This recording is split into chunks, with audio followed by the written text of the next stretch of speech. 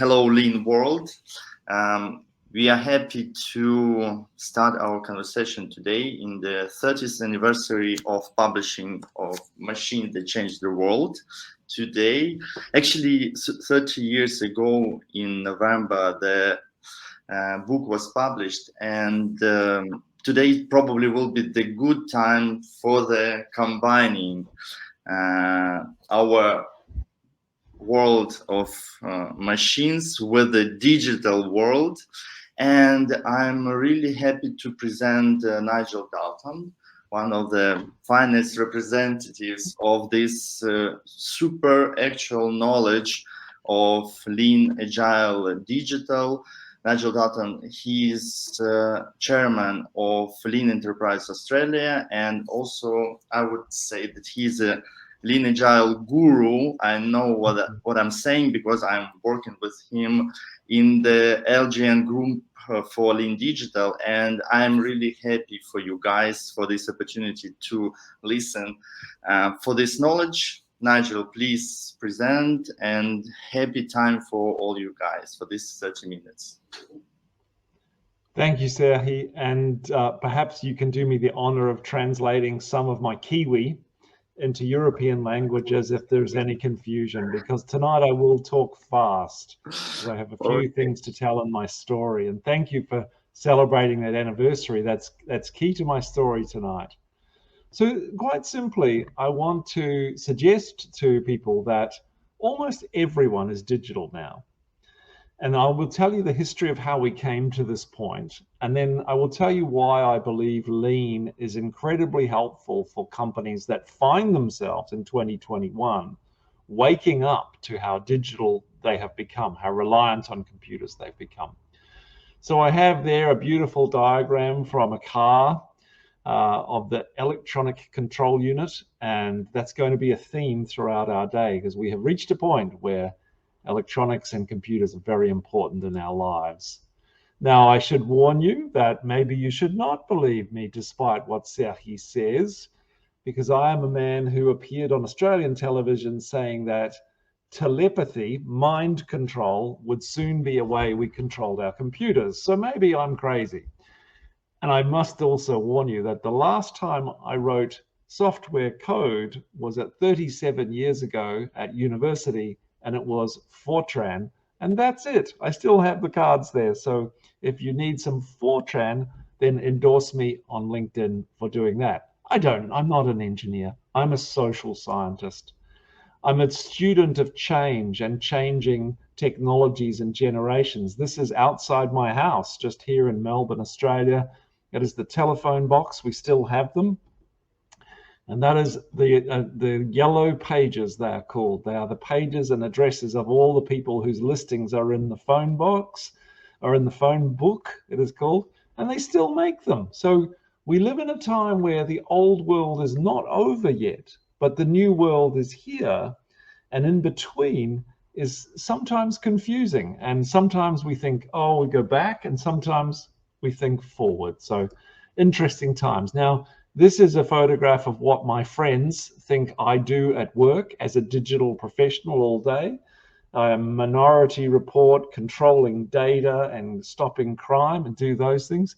But you know the truth, don't you? The truth is, this is how I spend my day, manually reconciling data files from 5 sources while maintaining 3 conversations and negotiating on Zoom with a very angry looking group of people. So, you know, that's the truth of a life in digital. It's not as glamorous as we might let out. Now, this journey began particularly in digital when I moved to America in 2000 and began a startup and learned extreme programming, the agile way of working. Prior to that, I had been a student of traditional ways of working, ISO 9001, those kind of things. When I came back to Australia eventually in 2007, I went to work for this company, which some of you might know. And they made travel guides. And they are not in business anymore because they missed out the small device that is on that bookshelf, which was a mobile phone. And they did not believe that anyone would ever travel to the Ukraine with a mobile phone and search on Google for the very best restaurants to eat in and to how to find the best wine and hunting and tourism and all the good things to do. Nobody believed that was possible at Lonely Planet. So I've learned my lessons the hard way, but we did have a lot of fun with Agile. And these are some photographs of my time and the lessons and experiments that we did. And it was tremendously encouraging the way we could collaborate and work together. I took those lessons from 2007 to 2011 to my next employer, who were a global company, digital company, as part of the News Corp family, Rupert Murdoch's company in New York. Not everyone's friend, but quite a large organization. I took my lessons and I applied them in many ways across the whole globe, America, China, and Australia. And we learned to manage large-scale, complex digital projects. Now, by now, I'm in a very comfortable position. Lonely Planet printed books. I still have some. You know, they have to go to a printer. They are physical objects, not digital. In this world, there is only digital. They do not have printed books or listings of real estate. They only have websites and mobile apps. So the things I learned there are very important. And my overall reflection as a social scientist is that I've spent too much of my life trying to solve human problems, difficult human problems, with technology. And that's a big mistake that we make sometimes, particularly in a digital world. This is part of my journey to the lean world. So I was very lucky to receive a visitor. You might recognize that gentleman there.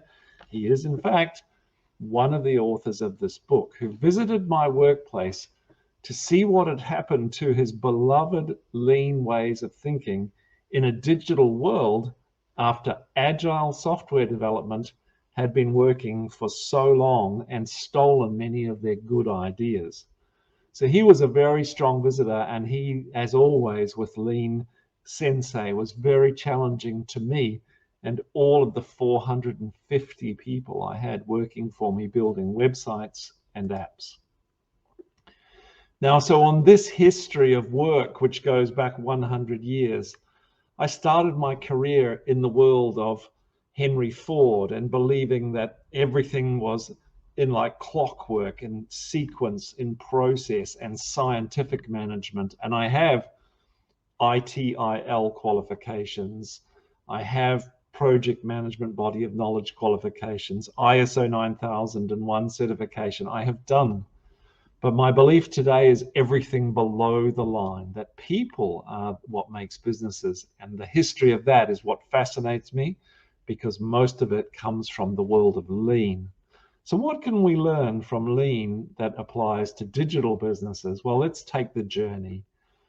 Because a digital business is, and we need to agree what that might be. And this is one of my favorite businesses. We had as a guest this afternoon the Orange Sky Laundry team, who have been a partner of Lean Enterprise Australia for quite some time. And they are a very digital business. What they do is they have invented traveling vans with 2 washing machines and 2 clothes dryers inside.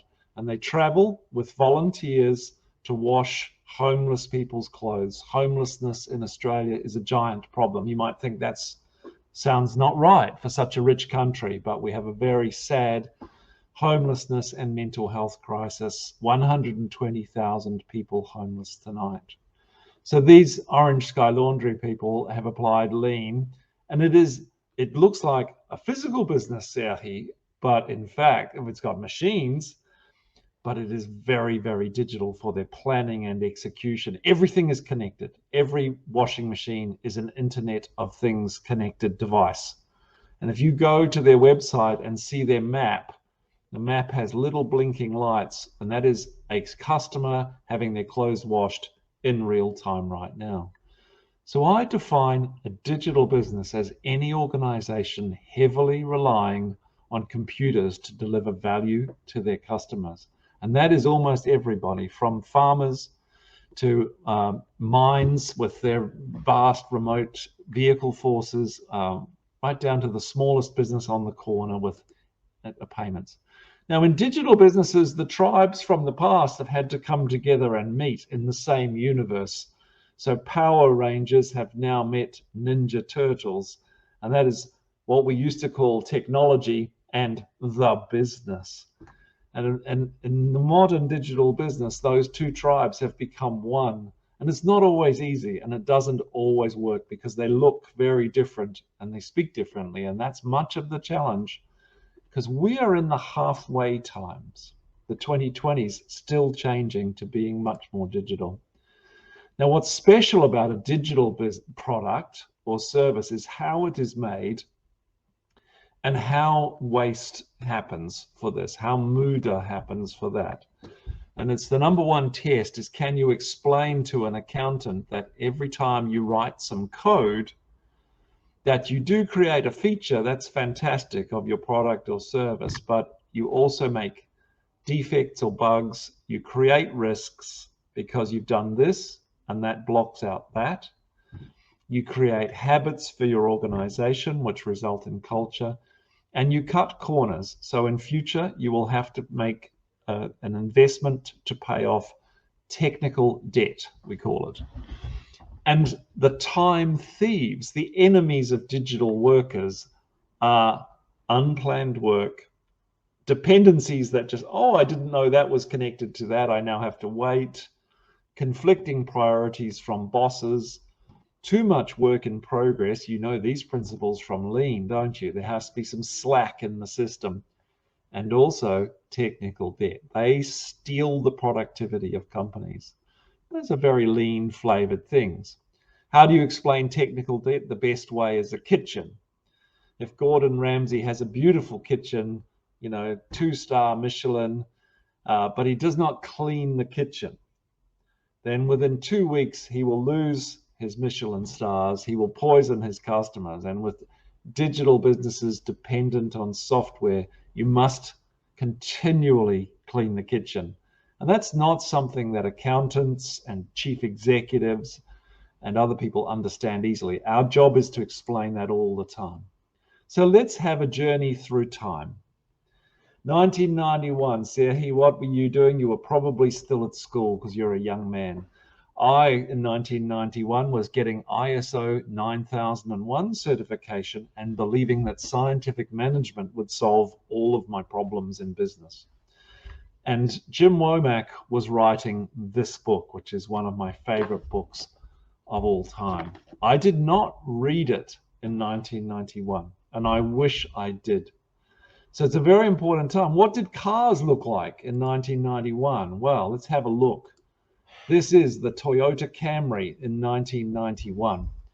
Now, I want you to spot, where is the digital part of this car in 1991? Which parts are digital? Because it runs on petrol, it has no cruise control, it has no reversing technology, it has almost nothing. It just has electronic ignition, which means it needs a few thousand lines of code to make it work. 99% of the Toyota Camry, when Jim wrote the book, was a mechanical device. It was not a digital device. And what I want you to think about is, when does the Toyota Camry become a digital device in history? Because that's important to understanding what digital means. So there we are, 1991. People like me, the software was either very huge, an accounting system, or very small on my computer. Windows 95, very annoying, but a very small and relatively simple and slow tool to use. So software was just a tool that you used accordingly. And some of us were building giant process and Gantt charts to manage projects and delivery. I love this quote from Mitch Ratcliffe, that as I learned in later life, it's a computer can make some terrible mistakes for you and have you believe in a Gantt chart, for example, because you wrote it all in. So that's the 1990s. In 2001, 10 years after the book and about 20 years ago today, the web has now begun to eat the world. In 2001, Serhi, you're starting your first job. I've moved to America to make my fortune in a .com. I've learned extreme programming. And even this old guy, he's decided to become digital. And News Corp have bought MySpace. And coding is still hard. Like, software is expensive and writing it is hard and hardware is expensive. So it's not easily accessed at all. But everybody wants to be on the web. That's the new thing. And the Toyota Camry is so much better in 2001. Now it has many more lines of code in it because it's got cruise control. It's got reversing elements. It's got sensors, and it's got multiple CPUs under the bonnet. So maybe, 10,000 lines of code in a Toyota Camry in 2001, all running the system, all needing to be tested as the car is built. It also looks more handsome, I have to say. Now, the thing was, not everybody had equal access to the internet in 2001. And some people thought it wasn't even going to be a thing because it was so slow. The hardest thing was to become connected to the web. And we got the Agile Manifesto. So February 2001, in the mountains of America and in Utah, a group of engineers got together, and some of those are my colleagues at ThoughtWorks today. And they challenged us to make better code with less problems, because they'd had the 1990s with so many failures from the very big, expensive projects, creating big systems for controlling factories and accounting. And they were rather tired of being blamed for failure. So they invented the Agile Manifesto. It was very humanistic. It has principles, none of which told us how to write code, by the way. So it really is just principles. It took the methods, Scrum, Kanban, extreme programming, to tell us how to code in those structures. And Scrum came from Lean. It came from this article after the founders, Sutherland and Schwaber, read the Harvard Business Review in 1986 and read about Japanese methods of creating new products by working as multidisciplinary teams. And there it is. That's the article, The New Product Development Game. It's a miracle for 1986. Because in Agile, from there, we went crazy with methods and software development techniques. And I became famous for trying to make a software development method work in business processes. It worked for marketing and sales and operations. And it took a while before someone took me aside and said, all these crazy methods you've got on your screen here, somebody already built that. It's called Lean, and it was made in Japan in the 1970s. So that's when I learned that, why did they make that in the 1970s? And I also, in the 2000s, while that Toyota Camry was popular, started seeing the mess that Agile could create, because it was just a software method. And it very soon broke the people, the tools, governance, financial controls, product people, and your organization, demanding multidisciplinary teams. And so that was like, there must be something bigger than this we can find to make it work. Now, 1 decade on, only 10 years ago. So now Serhi is a very successful consultant, young man, and I, in 2011, am just finishing up at Lonely Planet. Having done the job, we failed to write a strategy that included the mobile phone. And this man, Mark Andreessen, has a brilliant vision. He says, now software is easy. We have social media, we have mobile, we have e-commerce.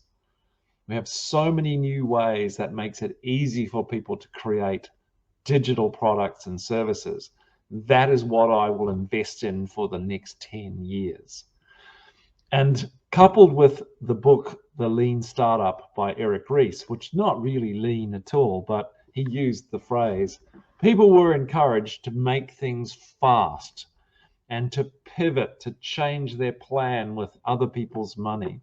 And we set out on the most remarkable era.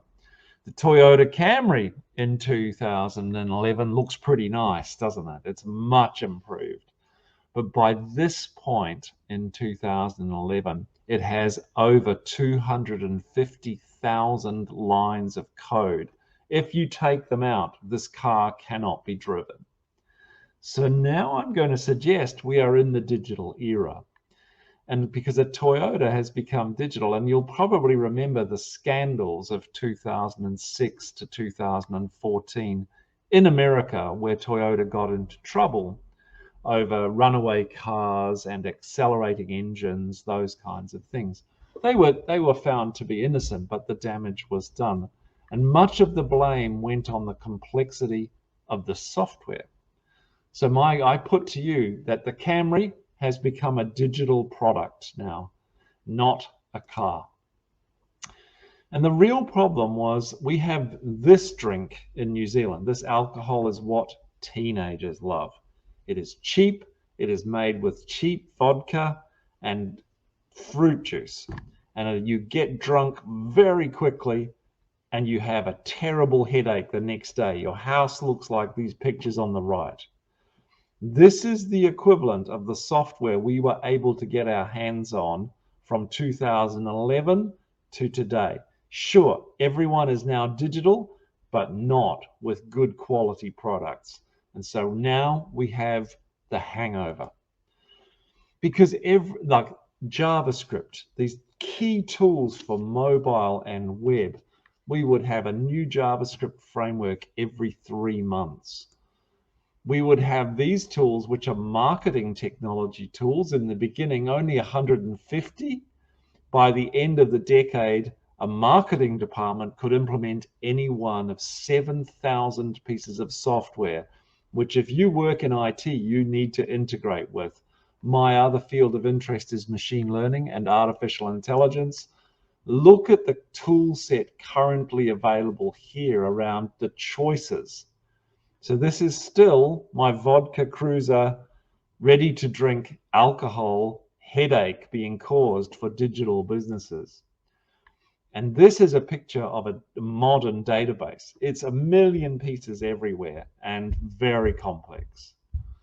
So my 2021, we're now up to the present time. We started 30 years ago and now we're here. And I'm saying lean is the new agile, because the problem is not to make software.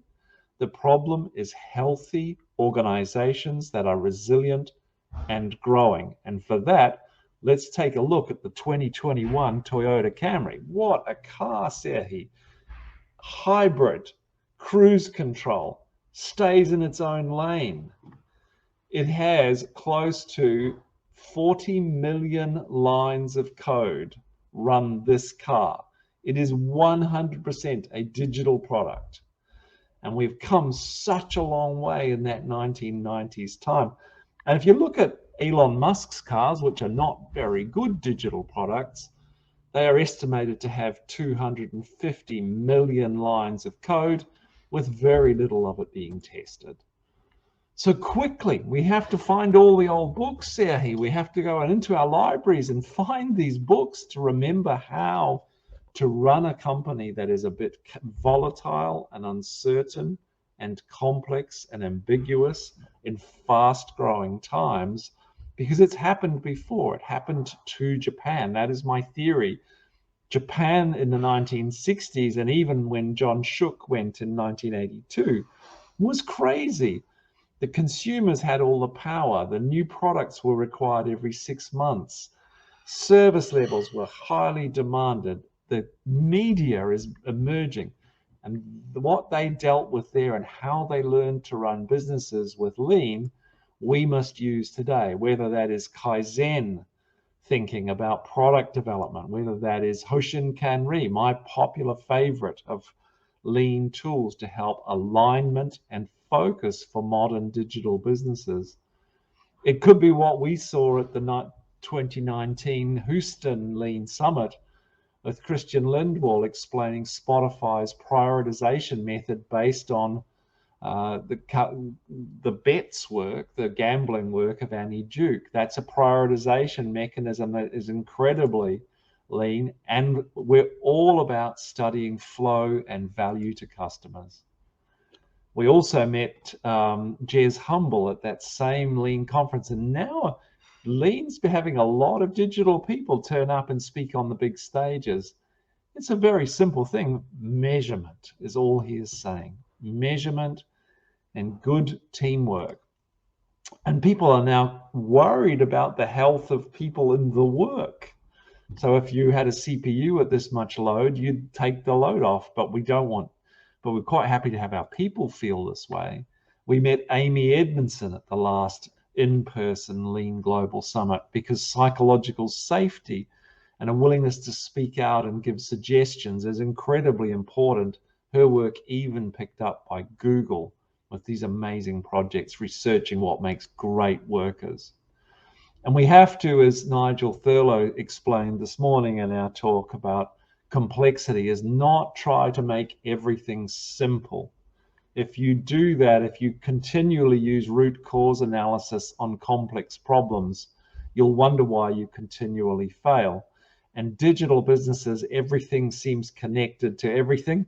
That's a good example of complexity. Now, am I worried? No, I'm not worried because the next generation coming through are amazing.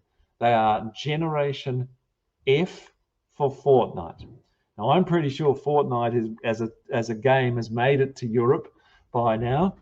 And the kids who are playing this are in their teens. When they become our employees, they know collaboration, they know communication, they know strategy. They want things delivered quickly, and they learn like it's part of the job. This generation will save us, Serhi. And what I want people to do is take the Womack challenge, not to read his book from 1991, but to do this. Whatever company you're in, this is the lesson he taught me when he visited, is take any piece of work being done by a person and ask that person, how does their little tiny piece of work serve a customer and align to the purpose of the company? And when you can do this, you will be in the top percentage of performing digital businesses. So that's my challenge for everyone, Serhi. How's that? 1 minute to go. Yes, you are right on time, but we actually in this sessions room, we can stay a little bit longer. We have a question from Ukraine, actually from Taras. He's asking you about DevOps as a lean approach to improving the software development process. What do you think, Nigel? I have seen remarkable results from it. And the reason comes back to psychology, not engineering practices. And the psychology is that if you build something and they make you also maintain it, you build it better. And I watched it with a team of 400 when we did that philosophy.